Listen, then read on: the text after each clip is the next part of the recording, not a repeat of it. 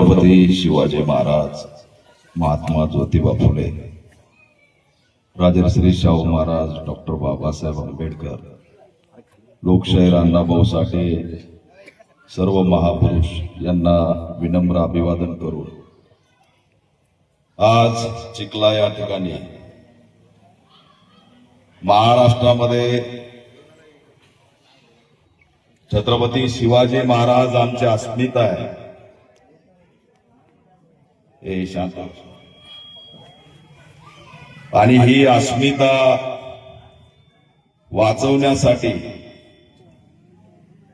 जिजाऊच्या लेकीने जे शौर्य गाजवलं त्याला जय भीम आणि जय शिवराय करण्यासाठी या ठिकाणी मी आलो. ज्यावेळेस ही घटना बघितली तळपायाची आग मस्तकाला घेतली की हा महाराष्ट्र छत्रपती शिवाजी महाराजांचा महाराष्ट्र, डॉक्टर बाबासाहेब आंबेडकरांच्या संविधानावरती चालणारा महाराष्ट्र. आणि जनावरांसारखी माणसं कशी काय दिसू शकतात. ज्यावेळेस आमच्या आईचं त्या ताईचं चित्र बघितलं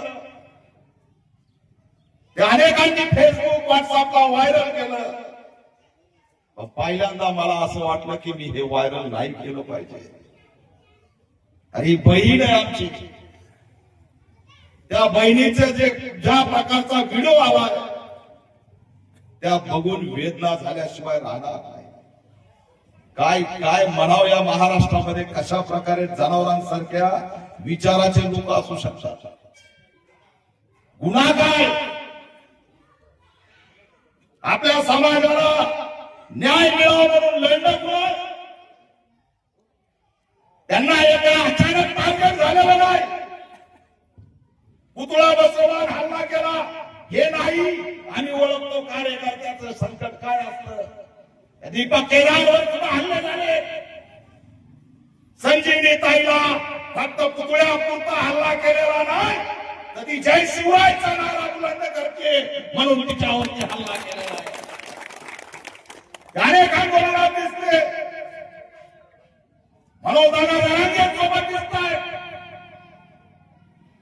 अरे राजकारण वरच्या स्तराचं असतं बाबा, त्याच्याकडे लक्ष नका देत जाऊ.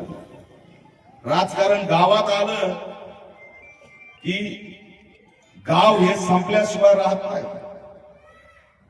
एक काळ होता गाव एकोपानी राहायचं, पण आज ती स्थिती दिसत नाही.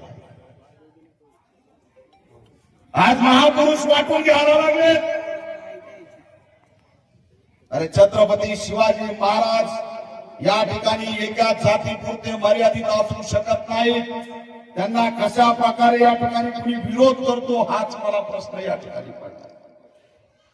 छत्रपती शिवाजी महाराजांना विरोध होता.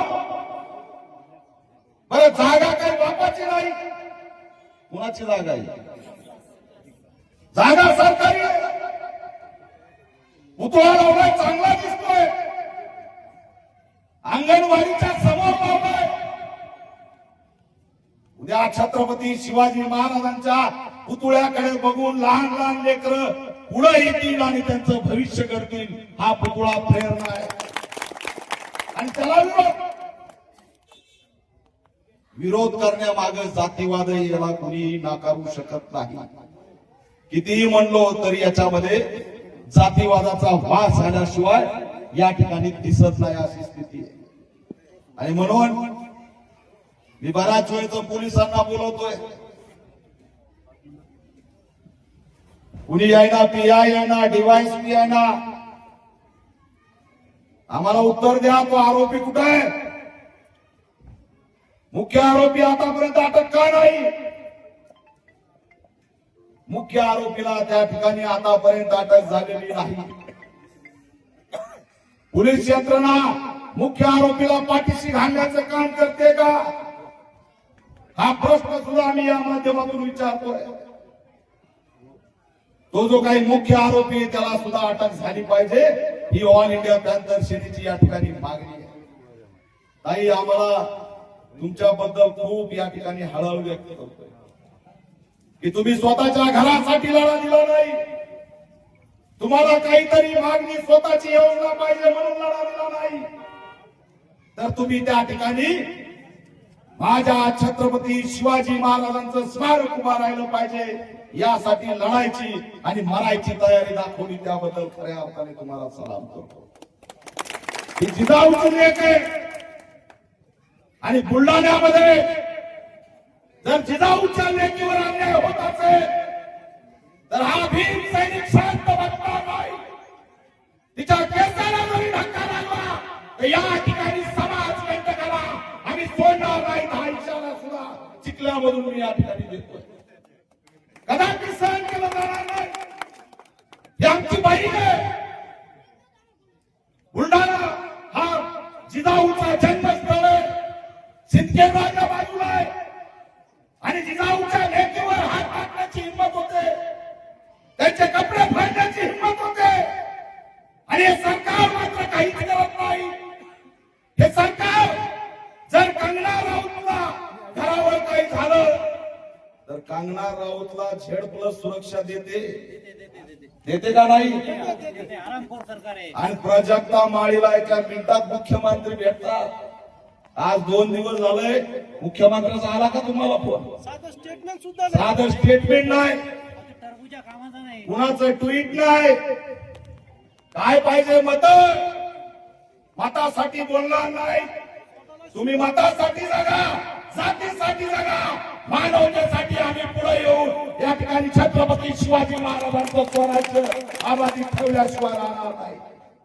हा हल्ला फक्त चिखल्यामध्ये आमच्या बहिणीवर नाही तर छत्रपती शिवाजी महाराजांच्या अस्मितेवरील हा हल्ला आहे. आणि म्हणून ठामपणे सांगतोय, 2च राजे इथे जन्मले, बरोबर आहे की नाही? एक त्या रायगडावर आणि एक त्या चौदार तळ्यावर. काही तुम्ही दाखवून दिलं की तुम्ही जिजाऊची लेक आहे. तुम्ही खाली पडलेला बघितल्या, तुमचे कपडे फाटलेले बघितले, तुमच्या सोबतच्या एका ताईचा त्या ठिकाणी पाय फुटल्याला आम्ही बघितलाय. किती वेदना तुम्हाला होत होत्या. मोठा जमाव त्या ठिकाणी उभा होता आणि त्या जमावासमोर तुम्ही पुन्हा एकदा उठून धावून गेला. हे दुसरं कुणीच करू शकत नाही. शूरवीरांची अवलाद संजीवनी ताई यांनी करून दाखवलेलं आहे आणि ही असणारी खरी लढाई आहे. पण आता राजकारण सुरू झालंय, त्यांच्यावर आरोप केले जात आहे. आमदार काल आला, कोण आहे आमदार इथे? अरे जोरात बोला रे बाबा. अरे मी बोलतोय, तुम्हाला काय होतंय? कायदेला सांगा वाईंदे होतील, आमच्या नादी लागायचं नाही.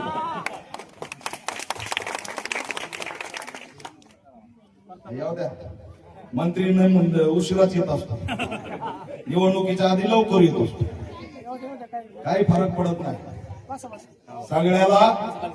इथं मंत्री संत्री आमदार खासदार काही नाही, आमच्या सगळ्याचा बाप छत्रपती शिवाजी महाराज.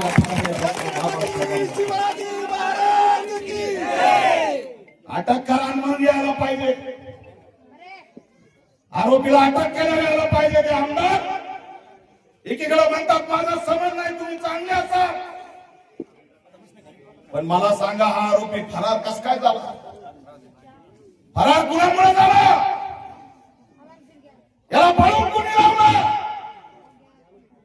मुख्य आरोपीला 24 तासाच्या आत अटक करा, नाहीतर आमदार तुम्हाला एक्सपोज केल्याशिवाय आम्ही राहणार नाही. हा इशारा सुद्धा या माध्यमातून आम्हाला सगळं कळतंय, कोणी कुठं लपवलंय, काय केलंय, कोण पाठीशी आहे.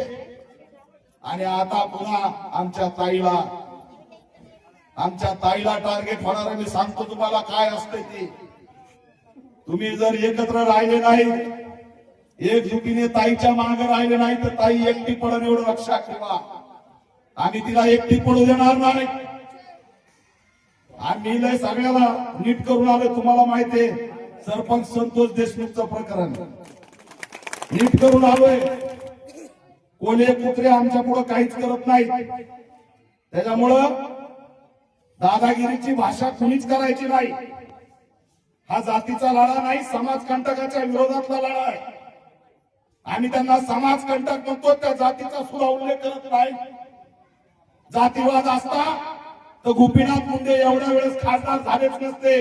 त्यांना मराठा आणि दलितांनी मतदान केलेलं आहे. पण आज फॅशन बदलली, जातीपुरतं मर्यादित राहायची सवय झालेली आहे. मानवताचं कुणालाही काही घेण देणं पाडलेलं नाही. जिजाऊची लेख, रमाईची लेख, सावित्रीची लेख, अहिल्याची लेख ही महाराष्ट्राची लेख आहे. आणि तिच्यावर जर कोणी हात टाकत असेल तर जातीच्या पलीकडे जाऊन पंकजाताई मुंडेंनी निषेध केला पाहिजे होता, परंतु तो केला नाही. हे दुर्दैव वाटतं. यापुढे दोन समाजातला वाद नाही, हा वाद आहे. महिलावरती अन्याय झालाय. महिलेचे कपडे पाहिले, तिचे जिडवडे निघाले. खैरलांची आम्ही बघितलेली आहे. सुरेखा त्या ठिकाणी तर करून मतदानी आम्ही बघितलेली आहे. पुन्हा एक संजीवनी होऊ देणार नाही. पुन्हा महाराष्ट्रात खैरलांची होऊ देणार नाही. हा इशारा सुद्धा इथून देतोय. आणि म्हणून पुन्हा ताईला अटक त्या ठिकाणी अटॅक केला जाईल. मी पोलिसांना सांगतोय, त्यांना पोलीस संरक्षण द्या. मुख्य आरोपीला अटक करा. दंगलीचं वातावरण करणाऱ्यावरती लक्ष ठेवा. मला कमाल वाटते, 2 पोलीस होते वाटतं इथे. कोण होते? 4 होते. आणि 8 दिवसापासून वातावरण दूषित होतं, तरी आयबी कुठं गेली? त्याला इंटेलेक्च्युअल ब्युरो म्हणतात. आयबीला हे कळतं दीपक केदार कोणत्या दिशेने चाललाय, पण आयबीला हे कळलं नाही तर दंगल होणार आहे. अरे कुणाला विरोध करताय? छत्रपती शिवाजी महाराजांना विरोध. काय त्या जिजाऊ आणि छत्रपती शिवाजी महाराजांचे उपकार आपण विसरू शकतो का? आपलं जे काही अस्तित्व आहे ते ह्या सगळ्या महापुरुषांमुळे. आज आपण जे स्वाभिमानाने ताठमानाने जगतोय, आज आपण कष्टकरी कामगार म्हणून रयतेचे स्वराज्य भोगतोय, त्याला जर कोण कारणीभूत असेल तर छत्रपती शिवाजी महाराज कारणीभूत आहेत. त्या पुतळ्याला तुम्ही विरोध करताय. लाज वाटत नाही? काय करायला निघालो ह्याची लाज वाटत नाही? अरे त्या ताईचा सन्मान करायचा हा पुतळा बसवला म्हणून तर तुम्ही तिचे कपडे फाडताय. आणि कपडे फाडल्या पुन्हा म्हणताय जातीवाद आहे. जातीवाद नाही, हे समाज कंटक आहे. ज्यांनी या ताईवर अटॅक केलाय ते समाज कंटक आहेत. आणि त्यांच्यावरती मोक्यासारखी कारवाई झाली पाहिजे, ही सुद्धा आमची या ठिकाणी मागणी आहे. मी डीवायएसपी एसपीना आव्हान करतो, नेते येतील जातील, पुन्हा शांतता होईल आणि मग आम्ही ताईवर गुन्हा दाखल करू. 2 गटातलं वाद म्हणू.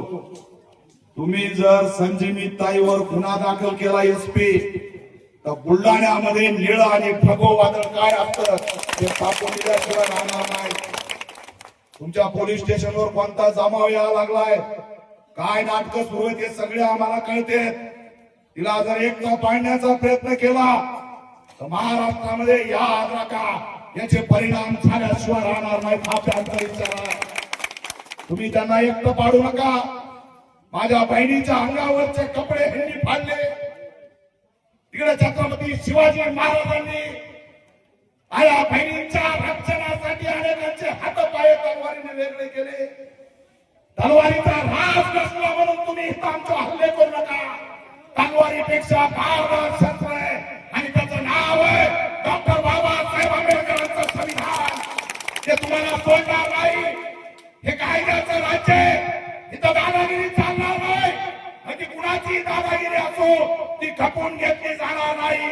आणि काही सहन करू तर जिजाऊच्या लेकीवर हात टाकला तर हा भीम सैनिक मावळा शांत बसणार नाही. हा इशारा मी या ठिकाणी द्यायला बाबासाहेब आंबेडकर की जय. गाव चांगलंय तुमचं, गावाला जपा, सामाजिक सलोखा ठेवा, एकत्रित राहा. जात नाही तर समाज कंटक त्यांना नाव द्या आणि गाव एकत्र ठेवून या गावामध्ये छत्रपती शिवाजी महाराजांसहित सगळ्या महापुरुषांचे पुतळे उभा करा. सगळ्या विद्यार्थ्यांना कळू द्या, नव्या पिढीला कळू द्या की आपल्या बापाने आपल्यासाठी काय केलंय ते सुद्धा गरजेचं आहे. आणि म्हणून हे नाव तर दिलंय, परंतु या अंगणवाडीला सुद्धा आता छत्रपती शिवाजी महाराजांचं नाव द्या अशी सुद्धा मागणी या माध्यमातून करतो. आणि क्रांती महत्वाची, माझ्या ताईचे कपडे फाटलेले बघितले, संजीवनीताई हा भाऊ तुझ्या पाठीशी ठामपणे उभा आहे आणि म्हणून मी तुला या ठिकाणी शाल आणि साडी द्यावा या ठिकाणी आलो.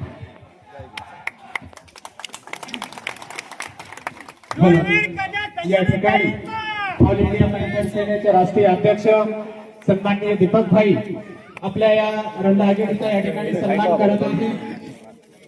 ताईंचा सन्मान या ठिकाणी ऑल इंडिया पॅन्थर सेनेचे राष्ट्रीय अध्यक्ष सन्माननीय दीपक भाई या ठिकाणी ताईंचा सन्मान करतात.